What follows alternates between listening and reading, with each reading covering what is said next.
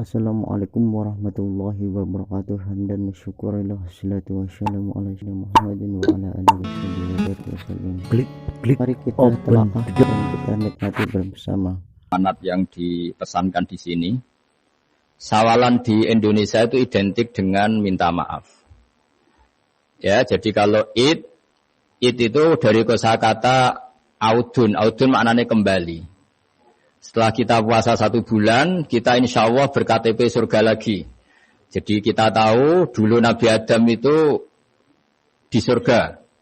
Beberapa anaknya juga lahir di surga. Sehingga KTP kita ini sebetulnya KTP surga. Alamat tetap kita itu surga. Karena kita di dunia agak kacau itu, agak coro Jawa, agak bedigasan itu agak kacau. Terus status itu agak-agak hilang. Ini. Semoga agak hilang betul. Nah, dengan Ramadan itu status itu dikembalikan. Makanya banyak ulama mengatakan al-aid minal audi. Dari kata kembali, kita yang dulu penduduk surga, insya Allah barokahnya Ramadan yang diterima, itu menjadi status penduduk surga lagi. Disebut minal aidin. Kita kembali lagi ke fitrah, kembali lagi ke status kehambaan yang benar. Sehingga kita layak menjadi ahli surga. Saya mulai dari status kehambaan. Memang untuk menjadi ahli surga itu kita tidak boleh menandingi Tuhan, menandingi kekuasaan Allah. Sehingga syarat dasar masuk surga itu harus abdullah. Kita berstatus hambanya Allah. Disebut fadkhuli fi ibadi. Masuklah dulu sebagai hambaku. Jadi kita berstatus sebagai hambanya. Baru setelah layak jadi hambanya, baru wadkhuli jannati. Baru berstatus layak sebagai ahli surga. Jadi status kehambaan ini kita mantapkan dulu. Jangan ada status lain kita di depan Allah kecuali status kehambaan. Saya punya analogi dan itu saya ulang-ulang karena di antara ciri Quran itu mengulang-ulang sesuatu yang harus jadi pegangan. Saya ulang lagi, di antara ciri Quran itu mengulang-ulang sesuatu yang jadi pegangan. Jika kita belajar ilmu fisika atau ilmu apa saja, maka kita akan bicara materi sesuai statusnya. Jadi kita harus latihan untuk iman kepada Allah. Saya tanpa mengurangi rasa hormat, saya memberi contoh begini. Ini jam, materinya dari besi. Ini kertas, materinya ya kertas. Tentu secara fisik, orang akan bilang jam ini lebih kuat timbang kertas. Dan itu pasti dibenarkan dari segi materi. Tapi kalau Anda beragama dan Anda tahu bahwa pengendali alam raya ini Allah Ta'ala, maka kamu akan bilang, terserah Gus Bahak. Bisa saja jam ini saya punya niat saya hancurkan, kertas yang lemah ini saya simpan.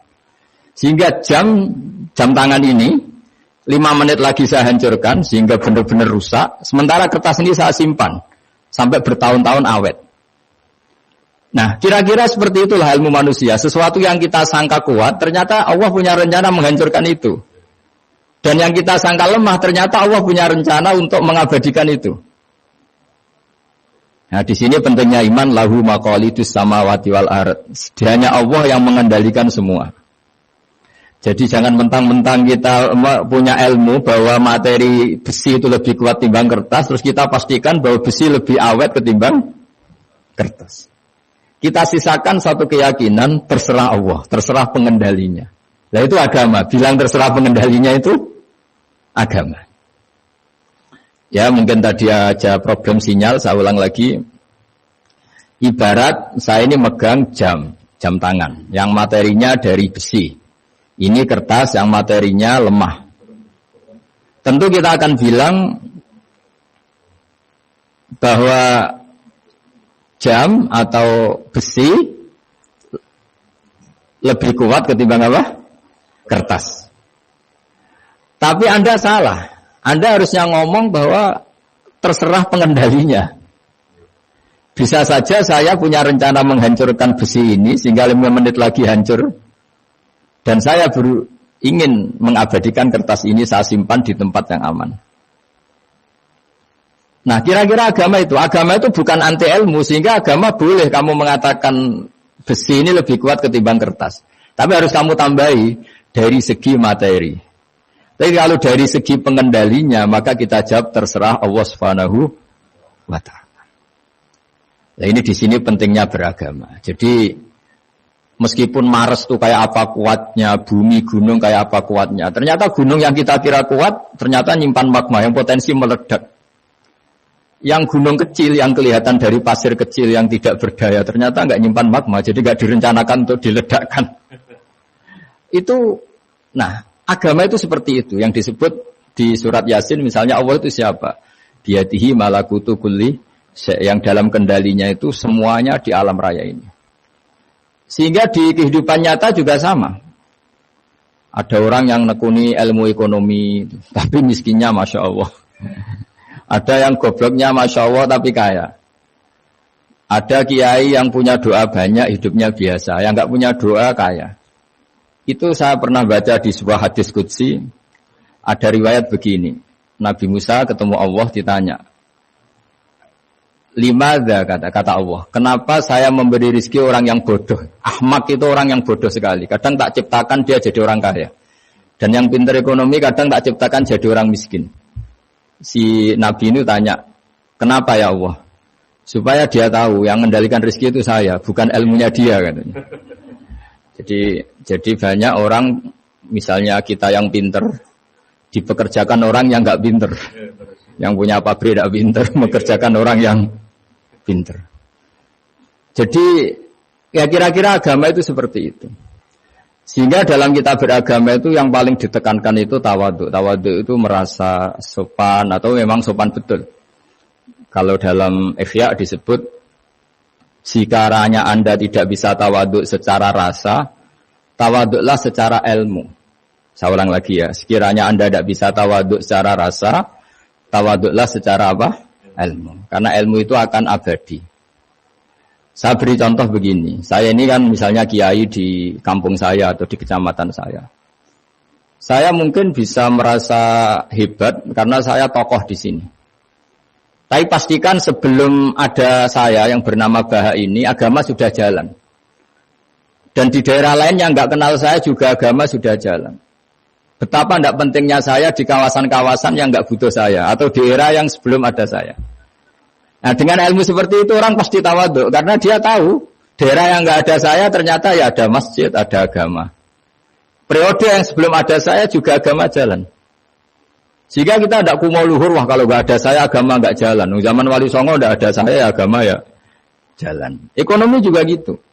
Kalau Anda pakar ekonomi yang mensejahterakan rakyat, cara tawadhu itu kalau nggak bisa dengan rasa, dengan ilmu. Sebelum ada kamu banyak orang kaya, banyak orang yang nggak kenal kamu juga kaya. Banyak periode yang saat itu udah ada Anda juga kaya. Berarti Anda ini tidak siapa-siapa. Makanya saya pernah didatangin seorang profesor, ini kisah nyata. Gus, sebetulnya saya dengan bapak saya itu pinter mana? Bapak saya itu tidak tamat SD, tapi saya bisa profesor. Saya ini profesor, anak saya naik kelas saja sudah senangnya bukan main. Artinya ini orang bodoh bisa menciptakan orang pinter, yang orang pinter kesulitan menciptakan orang pinter lagi. Nah, kalau kita tidak bisa tawadhu secara rasa, tawadhulah secara ilmu. Ikhlas juga gitu, saya sering ngajarkan ikhlas di beberapa kesempatan ngaji. Kalau Anda tidak bisa ikhlas secara rasa, ikhlaslah secara ilmu, pasti bisa, bukan mungkin bisa, pasti bisa. Secara ilmu. Makanya di Quran disebut fa'lam annahu la ilaha illallah. Ilmu, fa'lam itu dari kata ilmu. Saya beri contoh, saya mulai kecil sampai sekarang saya sekitar umur 50 tahun. Mulai kecil sampai sekarang itu ya bilang kalau kertas ini putih. Itu ya ada yang gaji, ada yang bayar, tapi saya selalu bilang kertas ini putih. Yang hitam ya saya katakan hitam, yang merah saya katakan merah. Kenapa? Karena itu fakta. Saya ulang lagi, karena itu fakta. Sehingga saya untuk mengatakan putih tidak perlu ada yang bayar. Sehingga ketika kita latihan sholat, latihan ibadah, dan mengakui Allah itu sebagai Tuhan kita akan malu. Loh, faktanya Allah itu kan Tuhan. Mau mengatakan fakta kok minta upah ini gimana? Kita mengatakan Allah Tuhan itu sama dengan mengatakan kertas ini putih. Sama-sama itu fakta. Sama seperti saya mengatakan Pak Jokowi itu presiden kami. Itu kan fakta. Masa nunggu kalau dikasih BLT katakan presiden, kalau enggak ya enggak. Itu kan ribet jadi. Pak Panut misalnya rektor UGM, mbok saya enggak digaji di sana atau enggak kerja di sana, bilang kalau beliau itu rektor. Pak Ganjar gubernur Jawa Tengah, mbok saya dikenal apa enggak ya beliau tetap gubernur. Lama sekali kita mengatakan fakta itu ikhlas. Ikhlas itu artinya enggak minta apa-apa. Karena kita ingin ngomong sesuai fakta. Nah Allah Tuhan itu fakta gitu. Nah kenapa untuk mengatakan Allah Tuhan nunggu bahwa saya ini Tuhan kamu? Ya nunggu dulu Gusti, kalau engkau masukkan kami ke surga, engkau Tuhan, kalau enggak ya enggak jadi. Tidak bisa seperti itu, ya Allah tetap Tuhan. Nah, kalau Anda tidak bisa ikhlas secara rasa, ikhlaslah secara ilmu. Ilmu ya tadi, kita akan selalu bilang yang putih, putih, yang hitam, hitam. Makanya ini pentingnya ilmu. Tawaduk juga gitu, kalau Anda ditakdir orang yang GR, yang gede rumongso, ditakdir orang yang kumo luhur, secara rasa bisa dilawan secara ilmu. Ada periode di mana sebelum ada kita yang kaya ya banyak, yang dapat hidayat ya banyak, yang terpelajar ya banyak. Ada daerah yang nggak kenal kita, nyatanya pendidikan di situ jalan, sistem sosial baik. Betapa tidak pentingnya kita. Nah, ini nanti memaksa kita atau melatih kita untuk tawaduk. Nah dari hikmah ilmu itu kemudian kita minta maaf sama orang lain itu mudah. Karena kita sadar bahwa adanya kita ini problem. Saya sering digojlok orang-orang kaya. Orang-orang kaya itu ya kadang agak kurang ajar tapi nggak bisa dibantah. Begini, pernah tanya saya gini, Gus, saya ini punya mobil mahal, harganya 2 miliar. Kayaknya yang berhak pakai jalan raya saya kan. Kok bisa? Bayarnya pajak saya mahal. Sehingga kayaknya paling pantas saya. Yang naik ontel itu kan nggak bayar pajak. Harusnya nggak boleh pakai jalan gitu. Terus saya bilang, mbah-mbahnya yang naik ontel itu pejuang, bapak kamu enggak. Kamu enggak warisnya.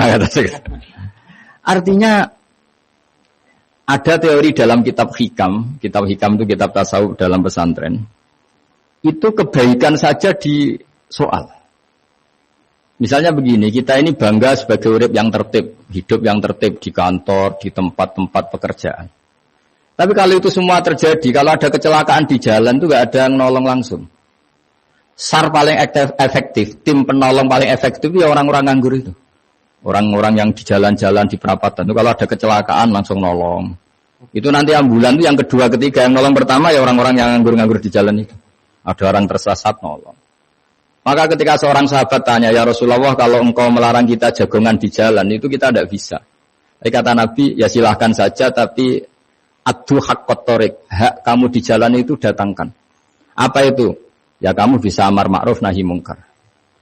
Coba kalau di terminal, di tempat publik banyak orang yang soleh, itu nanti copet ya sungkan. Yang mau jambret ya sungkan, karena yang di situ orang-orang soleh. Nanti yang enggak sholat juga sungkan, karena yang di situ banyak yang sholat. Jadi kenyamanan orang pergi jauh di tempat-tempat sepi itu ya barokahnya orang-orang nganggur terus ngaji, wah nengkono masih rame, ada orang yang di perapatan, di pertigaan. Bayangkan kalau ini orang-orang soleh, pasti itu nyaman. Karena wilayah publik dihuni orang-orang yang soleh. Tapi orang pasti bilang itu nggak tertib. Kita inginnya hidup ya tertib di kantor atau yang suka di masjid, di masjid. Tapi kalau itu terjadi, itu nggak ada tim SAR gratis yang setiap saat kalau ada orang kecelakaan nolong. Makanya dalam makalah hikam itu paling masyhur diantaranya itu, manusia itu siapa? Manusia itu mangkanat mahasinuhu masawiyah, fakih falatakun masawihi masawiyah. Manusia itu orang yang saat baik saja ada salahnya, apalagi pas salah. Jadi kalau kamu punya toko, lagi laris, dan saat laris itu Anda ngerumat keluarga Anda melakukan kebaikan pada keluarga Anda. Pasti ada toko lain yang termahjubkan, yang tersingkirkan. Makanya saya pernah diskusi sama kiai besar, guyonan sama saya. Kita kalau kiai besar sebaiknya kalau diundang di musala kecil datang apa enggak? Kata kiai yang satu, jangan datang Gus, itu jatahnya kiai kecil. Terus kata yang satu, datang Gus sebagai bukti tawaduk bahwa kita kiai besar pun mau diundang yang kecil. Akhirnya kita ini ya kadang datang kadang enggak, karena kadang kita enggak datang supaya jatah rezeki kiai kecil enggak terambil. Kadang dia mau datang supaya dikira tawaduk. Makanya kalau seorang profesor sering terubah di bawah itu ya kasihan yang S1, SPDI itu kan nanti nggak jadi bintang kalau profesornya sering turun. Kalah terus gitu. Jadi kadang-kadang itu orang itu harus berpikir secara ilmu, jangan rasa terus. Jadi itu ilmu. Jadi semua yang kebaikan yang kita lakukan itu secara ilmiah bisa diperdebatkan. Ada orang senang ngomong serius supaya bangsa ini maju. Tapi bapak saya itu pesan saya, kamu kalau ngiyai itu jangan sering ngomong serius kan. Masyarakat sudah capek mikir utang, mikir keluarga. Udah gitu sowan kiai dijak ngomong serius lagi nanti capek kan. Sehingga kiai-kiai dulu tuh kalau ketemu orang ya guyon terus. Karena tahu masyarakat sudah capek. Sudah banyak yang takut tanggal kredit gitu. Sudah takut tanggal kredit, takut problem sowan kiai diancam neraka lagi itu kan ketakutan berkali-kali. Jadi makanya ini kan kebaikan itu dievaluasi karena kita tidak nabi, tidak wali. Jadi kalau kata hikam itu apa yang Anda kira baik itu ada masalah. Apalagi sedang masalah. Saya sering cerita ada orang suami istri harmonis sekali. Itu tanyakan ibunya, pasti mulai gak peduli dengan ibunya karena terlalu harmonis dengan istri. Oh itu pasti bukan mungkin lagi. Jadi jangan tanya istrinya, tanya ibunya. Oh, jok nikah lupa saya, ngalor ngidul sama istrinya. Tanyakan temannya, wah itu jok nikah lupa temen. Tapi yang baik sama teman, tanyakan istrinya, jatah belanja untuk ngopi. Ya begitu terus itu. Jadi siklus sosial itu, nah di sini pentingnya saling minta maaf karena dalam kebaikan kita pasti ada kesalahan. Ketika karir kita baik di pemerintahan maupun di kampus, pasti dengan sendirinya ada yang agak tersingkirkan. Meskipun itu sudah hukum alam, tapi apapun itu kita harus minta maaf.